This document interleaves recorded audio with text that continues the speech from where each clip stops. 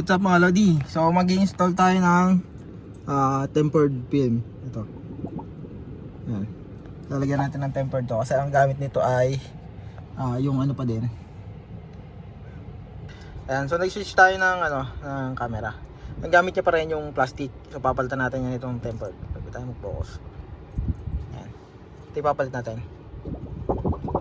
Ayan, tempered.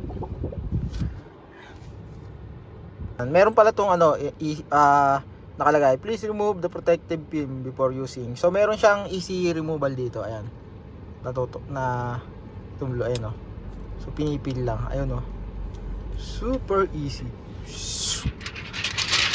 So ayun yung ating tinanggal. Papalitan natin ng tempered. So since merong kakagaling lang yan sa malinis pa yan. So hindi na natin kukuskusin. Mga Lodi, so ayan, na-install na natin. Perfect yung pagkaka-install natin, walang bubbles. Merong bubbles kanina pero nagawa natin ng paraan. Ay, parang may naiiwan ito. May naiiwan pa pala. Ito, ayun hindi ko lang kung kita.